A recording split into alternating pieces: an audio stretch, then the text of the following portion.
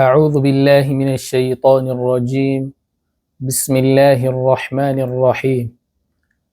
الحمد لله رب العالمين القائل في محكم تنزيله: ادعوني أستجب لكم. والصلاة والسلام على نبينا محمد صلى الله عليه وعلى أهله وأصحابه إلى يوم الدين. Today, bi'idhnillah, we'll be talking about the topic which is very important in this particular period of time. As we all know that we are in the second half of the Ramadan already. And this period is a very, very great period that we shouldn't joke with as Muslims. The first half of Ramadan has gone and we've done a lot there. We ask Allah to accept all our ibadah from us. This is the beginning of the second half of Ramadan. And this is a very good opportunity for us to check ourselves again. Have we been doing the right thing from the start of Ramadan? Then this is another avenue for us to increase our ibadah. And a very good part of our ibadah is ad-dua. So we'll be talking about ad-dua, which is prayer, because we are moving towards the last 10 days of Ramadan, where each and every one of us will be trying to seek Allah, seek some things from Allah, or seek His refuge from some things. So praying to Allah, making dua is very important in Islam, and it has methodology. There are some etiquettes that are very important for us to take notes whenever we are trying to pray to the Almighty. Even as human beings, if someone wants to seek something from us, there are some etiquettes that they will use before we can grant it easily. Sometimes if some people are asking us something, we'll just be like, like we just be having those feelings because those people are asking in the wrong manner. But now we are talking about the Almighty. Imagine asking Him something in a very, very bad manner. So this is why we are trying to talk about the etiquettes of praying, of ad-dua, seeking something from the Almighty. So the first thing, and one of the most important things, according to what our Sheikh Abdul Aziz bin Abdullah bin Baz said in one of his books, so about the etiquettes of prayer, the first point there is that we should start our prayer. The point is, iftitahu ad-du'a bihamdillahi ta'ala wa thana'i alayhi wa salati ala nabiyyi sallallahu alayhi wa sallam. We should try to start our prayer by giving thanks to the Almighty. So that's the first thing. If you want to pray to Allah, if you want to ask Allah for something, start by giving thanks to Him. Say Alhamdulillah. Thank Him for what He has done for you so far. Thank Him for the past blessings. Thank Him for the present. Thank Him for the future. So the first thing is to give thanks. Then we should just try as much as possible to seek Allah's mercy and blessings to the Prophet Muhammad sallallahu alaihi wasallam. That is the second thing. Before we actually start praying and seeking Allah to do something for us, to do this, to do that, those are the first things to do. You have to just give thanks to the Almighty, and after that, seek Allah's mercy and blessing to the Prophet Muhammad sallallahu alaihi wasallam. Because it was reported in one of the ahadith that one day the Prophet was in the mosque, and someone just entered the mosque. The person prayed and he observed Salah, and after observing Salah, the person sat down and he started praying, Allahumma gfirli warhamni. So the Prophet was like, hey, before you start asking Allah for something, before you start saying what you are saying, give thanks to Allah, and after that, seek His mercy and blessing for me, the Prophet sallallahu alaihi wasallam. And after that, you can then ask anything you want from the Almighty. So that is the first and very important point. So we have to try as much as possible to do this anytime we want to ask Allah for something. So the second point is al-i'tirafu bil-dhanbi wal-iqraru bih. So we should try as much as possible before we start praying, let's just think about what we've done in the past, our bad deeds, the things we've done that we know that these things are not good. So we should try to correct those things first. Try to just think about them that this thing Timon is not good. Just it is very, very good to to submit totally to the Almighty. So when you submit totally, when you know yourself that you did some things wrong, when you ask for forgiveness, it is very, very good for you before you start seeking something from the Almighty.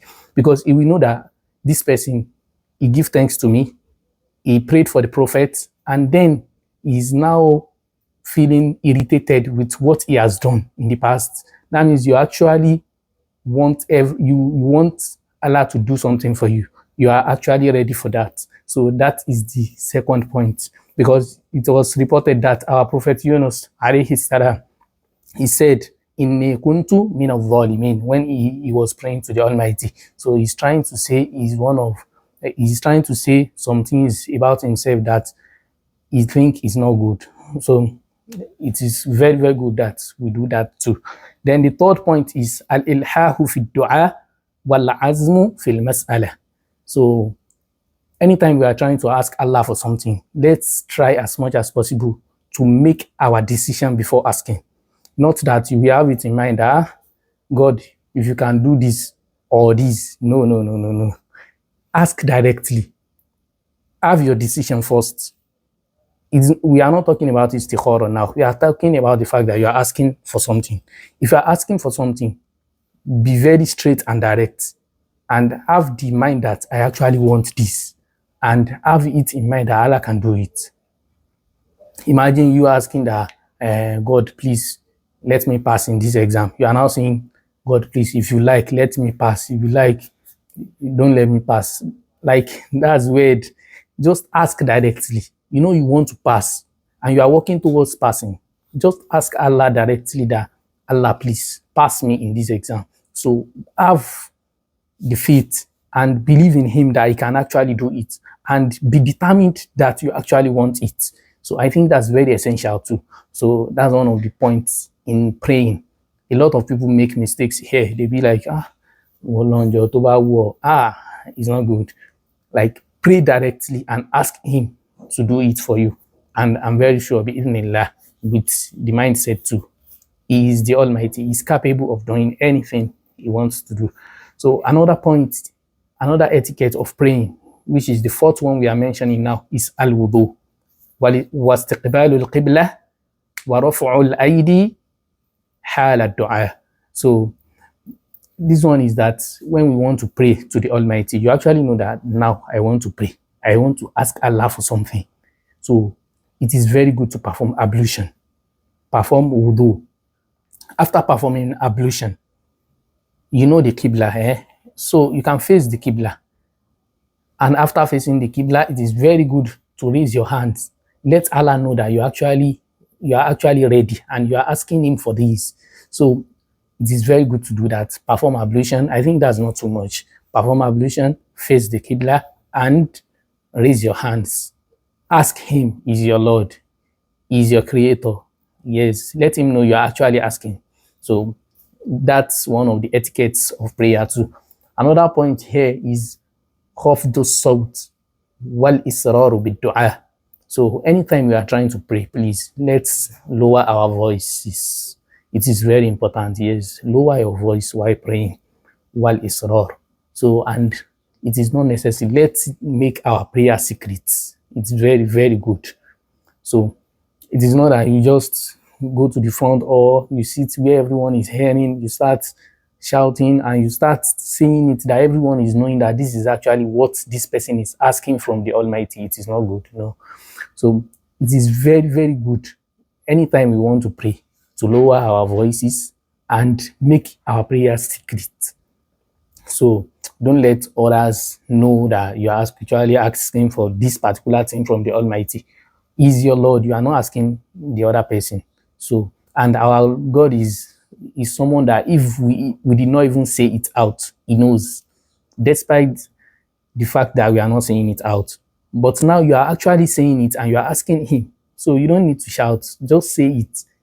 He is hearing you already. So Allah said in the Holy Quran that "Ud'u rabbakum tadarru'an wa khufiyah." So innahu la yuhibbul mu'tadin. So ask your Lord, ask him, ask the Almighty with so much humility and also wa khufiyah, secretly. Ask him humbly and secretly.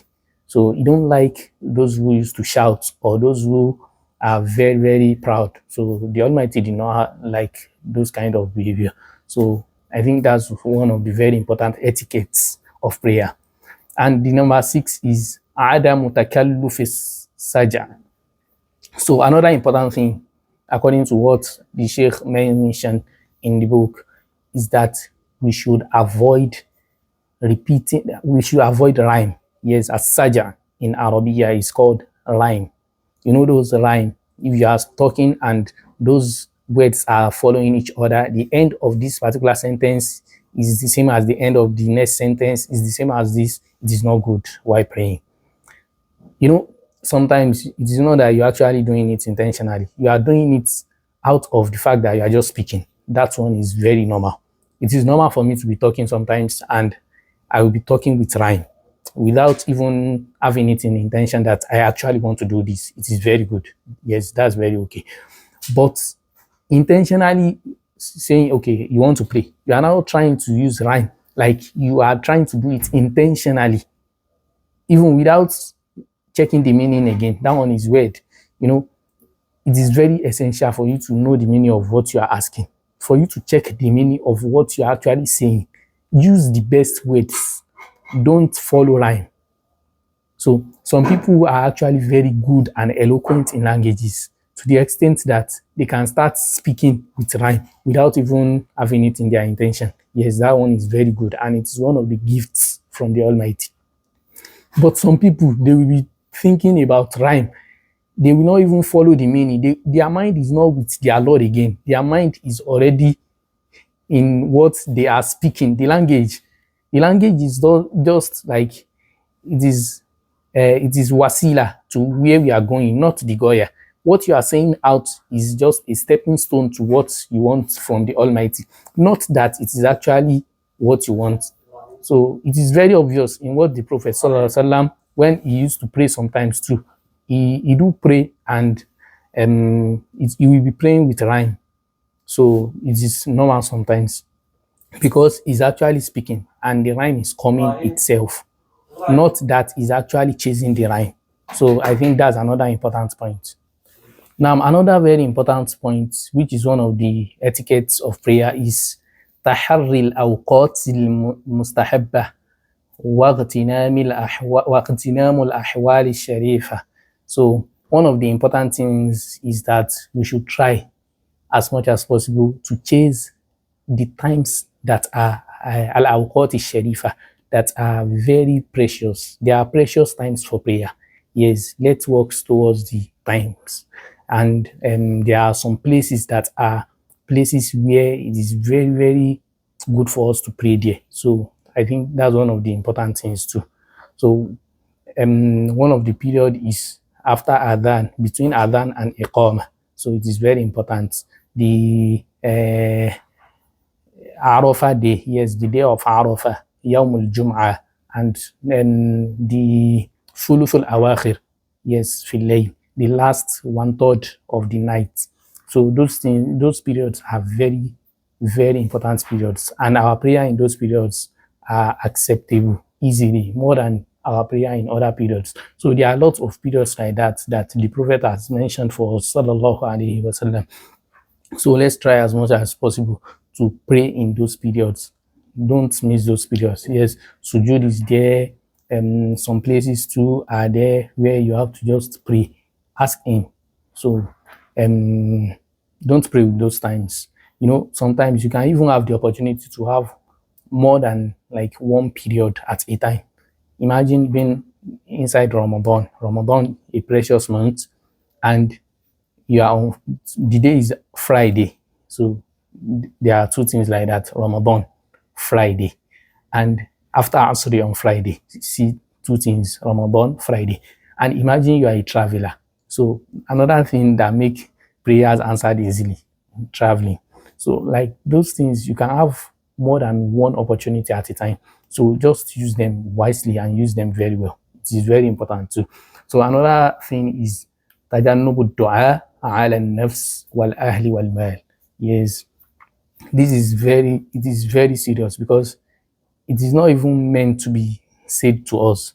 So one of the things that we have to avoid while praying is praying against ourselves or against our family or against our properties. So, you are praying for yourself, but praying against is very, very less.